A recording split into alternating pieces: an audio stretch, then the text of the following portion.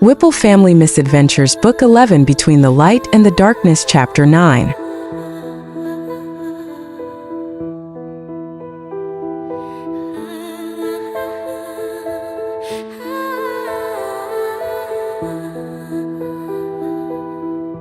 Outside the window was a planet. It took Wade a few seconds before he recognized Australia and realized it was Earth. It was magnificent. He could see clouds over the oceans, lights in cities, the blue tinge of atmosphere as the sun's gaze pierced the land. Never in his wildest dreams had he thought he would ever get to see the Earth like this. It took a while before he could speak again.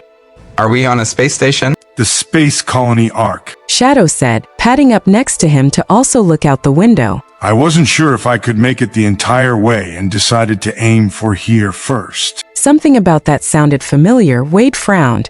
Wait, is this where you lived before you came to? Shadow nodded toward a hallway. Down that hall, near the end, in a lab. Wade started in that direction, too curious to actually see it before he realized Shadow wasn't following him, staying exactly where he was. Are you? I don't want to go back there. You want to just stay right here? When he didn't get an answer, he took that as an affirmation and headed down the hallway toward it. At the end, a metal door was stuck partly closed and slid open. The room, the lab, was an absolute mess, loose papers, cords, pens, and other random office supplies tossed on the floor. It was a good-sized room, lined with large, outdated pieces of equipment that Wade couldn't even begin to identify. A pen sat in one corner, clear plexiglass walls that came up to Wade's chest. In one corner of the pen sat a small faded rubber ball. Wade hadn't been sure what to expect, as he knew very little about what happened in the 3 years that Shadow had spent aboard the space station. Just that it had started out as one experiment and then changed drastically to instead made Shadow into a weapon, only for the government to interrupt everything before they could carry that out. But noticing the tiny claw marks on the walls and a wooden board that was propped against a wall that had 4 padded cuffs on it, limb restraints, maybe that had been for the best. Suddenly a lot about the dark hedgehog made sense. Poor kid, he wasn't even a teenager yet and had so much thrown at him. It was that moment that Wade realized what a massive effort it must have taken him to bring the two of them here. Looking around at the lab equipment again, Wade wondered for a moment what if the government hadn't interfered? What if Shadow had become the weapon that Black Doom had wanted him to become? That he had most likely been manipulating that scientist into making for him? Wade was about to leave when he saw something caught between the wall and an old piece of equipment. Reaching for it, he yanked out an old photograph of someone's hands holding Shadow as a tiny baby. Even though it was in black and white, he would have recognized his son anywhere. He tucked it into a pocket to take with him and left, ready to get out of there. Back near the viewing window, Shadow was sitting on the floor, leaning against the wall with his eyes closed. The gold rings were back on his wrists. It was only when Wade walked toward him that he realized he might have been trying to sleep. He thought about waking him, but he was just as exhausted after such a miserable day. Carefully, Wade picked him up, letting Shadow adjust himself in his arms until he was comfortable and went looking for someplace to sleep.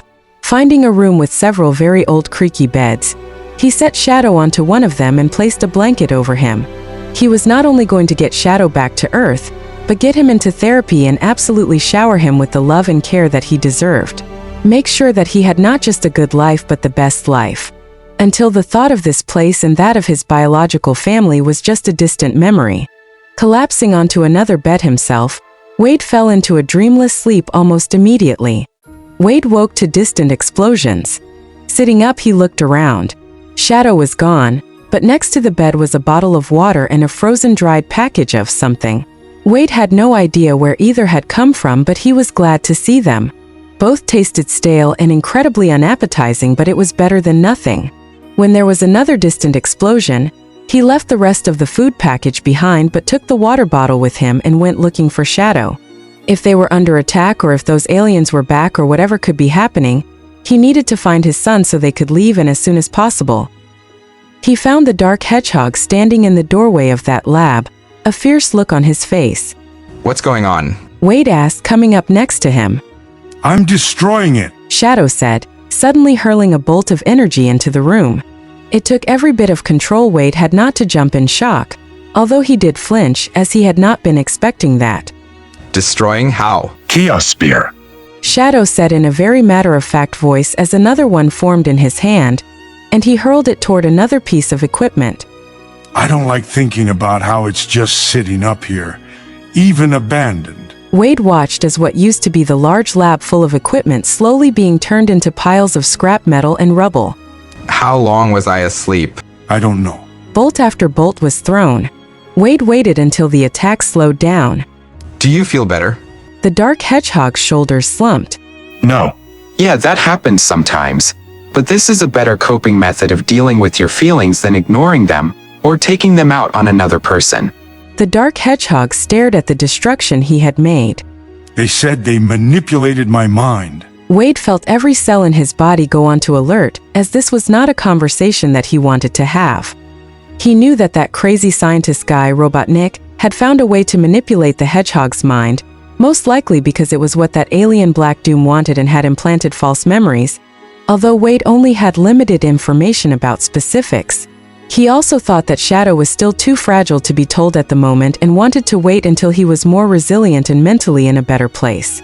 But Wade also worried that if and when the truth eventually came out, that Shadow would be angry and upset that it had been kept from him. Did they say what specifically? Wade asked carefully. The dark hedgehog shook his head and turned away from the lab.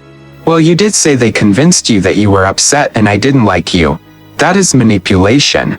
Shadow gazed up at him for several moments. He said Eclipse tampered with my mind. I don't even know, but... When Wade didn't immediately answer, those red eyes narrowed. Did you know about this? Letting out a very deep sigh, Wade looked away. I have heard about it before. How? Do you remember when you wanted me to find Gerald for you? Well, at work, I looked him up in the federal database to see if he had ever been arrested before and I got information about him. That's also how I found out he died. There were some incomplete notes from this project and one of the things that was mentioned was memory manipulation. Shadow opened his mouth, closed it, and then started to talk. Why didn't you tell me? Because you had a meltdown when I told you that he was dead. I didn't think telling you then would be helpful, and honestly, I don't think telling you more detail now would be either. That got him a surprised and then a sullen look. Why? Shadow demanded. Wade sighed again. This was a difficult conversation that he didn't want to be having. Let me give you an example. Have you ever heard Silver talk about how he hopes to one day find out what happened to his biological parents? Well, let's say, and this is not true, I have no idea what happened to them, but let's say I found out they abandoned him to die as an infant. If that happened, I wouldn't tell him right now. Not because I want to hide things from him or think he doesn't deserve to know stuff about his own life, but because right now it would do more harm than good. I want to wait until he was older and could handle it better. And I think the exact same thing for you about this situation. When the black hedgehog didn't as much as twitch, Wade internally was getting really worried, but managed not to let too much show. Does that make sense? You really think it would hurt me? Yes, I honestly think that you're not in a good position to hear about it right now. There was a short, uncomfortable pause and then Shadow slowly sighed. Then when will you tell me? Silently, Wade thanked every deity he could think of that Shadow had at least partly accepted the explanation he had been given. How about we revisit this in a year, okay? He reached out tentatively and felt a rush of relief when Shadow allowed him to gently stroke the top of his head. But for now, we need to figure out how to get back home. Suddenly Wade remembered something important. Oh no, Silver is home alone. In the absolute craziness of what had recently happened, being kidnapped and his life being threatened and then escaping, Wade had completely forgotten about his other son. Wincing, he hoped that Silver was okay and not getting into all kinds of trouble, or worse, having a meltdown because he thought he had been abandoned. We need to get home. Wade muttered, turning and going back toward over to the viewing window, putting his hand against the cool glass. Can you teleport us back to Green Hills? Frowning, Shadow stared down at the planet for a long moment. I can try. He said doubtfully. Something in the uncertainty of his tone made an alarm go off in the back of Wade's mind. You know where to go, right? That was a rather important detail. Green Hills. Yes, but where is that? Point to it for me. A confused look came over the hedgehog's face as he studied the landmass below them. After a few seconds, he pointed. Wade blanched. That's northern Canada, in the Arctic Circle. It's okay if you don't get Green Hills, especially on the first try, but I'd really prefer if we go to the right country. Or at least not in the barren tundra. He blew out a sigh. While he was glad that they had a way to get off this station and back to Earth, It was rather unnerving that he had to trust Shadow could get them back safely when he had no idea where he was going. When I said I wanted to travel, this is not what I meant. He mumbled under his breath. Maybe I should make you a map to show you. Shadow gazed down at North America again. How come on all the maps I've seen, there's lines all over them, but there's no lines now? Those are man-made borders. Wade explained patiently. When he got a blank look, he held back a sigh. I'll explain it later, okay. Wade said, finding a stray piece of paper and started to draw on it. His artistic skills were horrible, but he really didn't want to end up in a different country because Shadow didn't know where to go. This is the west coast of the United States. And here's Puget Sound in Washington State. It's that large inlet of water. Do you see the same thing down there? Shadow looked out the window again. Yeah, I see it. Good. There's also where Seattle is. It's about a 12-hour drive away where we live. He kept drawing on his piece of paper, moving his pencil to the right. Then there's a little bit of Idaho, and then there's Montana, and we live, kinda, here around. He circled that area. That's where you want to aim for. Leaning down, Shadow studied it carefully. What if it's wrong? Then we'll figure out how far we are from home and go from there. It's okay if you don't get it on the first try, we can always try again. Or you can just think about our house really hard and hope you go there. Shadow's eyes widened. Oh, okay. He reached out and grabbed Wade by the arm, holding up that red gem in the other hand. Wade was pretty sure he hadn't had it a few moments ago.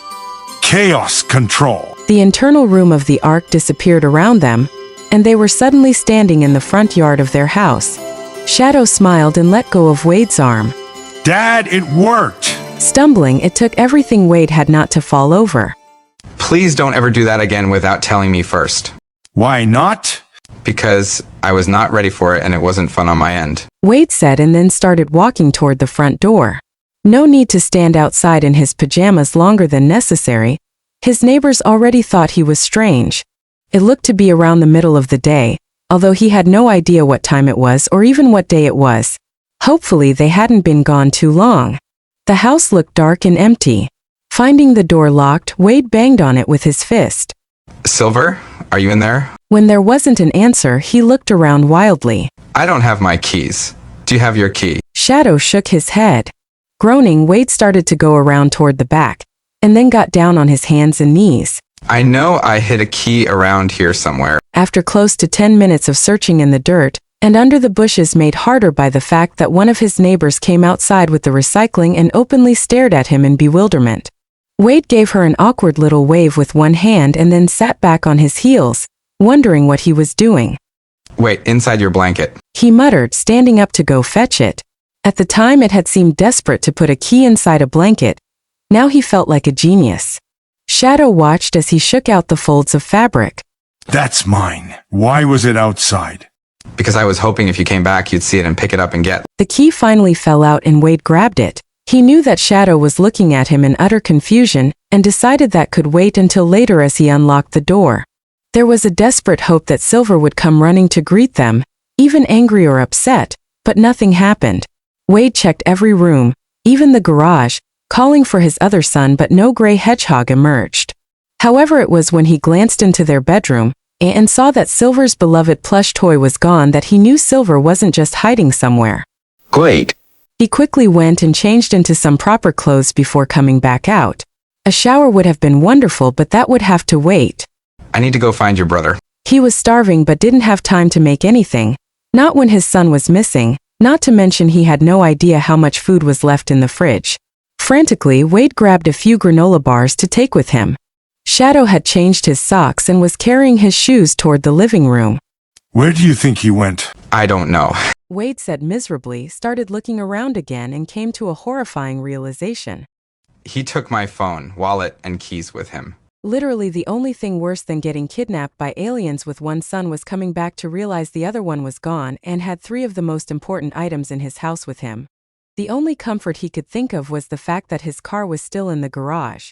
But beyond that, he had no idea where Silver could be. Desperately, he hoped Silver wasn't out there living out every kid's home alone fantasy with Wade's credit card and phone. Reaching for his own shoes, Wade tried to take a few deep breaths, attempting to reassure himself the situation wasn't as bad as the many horrible scenarios that were flashing through his mind at rapid speed. He was about to turn toward the garage when he remembered that he couldn't take his car because he didn't have his keys. You want to come with me or stay here while I go look for Silver? I'll come. Maybe he's out in the woods. Shadow said, standing up with his shoes on. Wade sighed deeply and pinched the bridge of his nose. I hope not. He said wearily. The irony of the fact that he had spent the previous weekend searching for Shadow and was now doing the exact same thing, except for Silver this time, was not lost on him.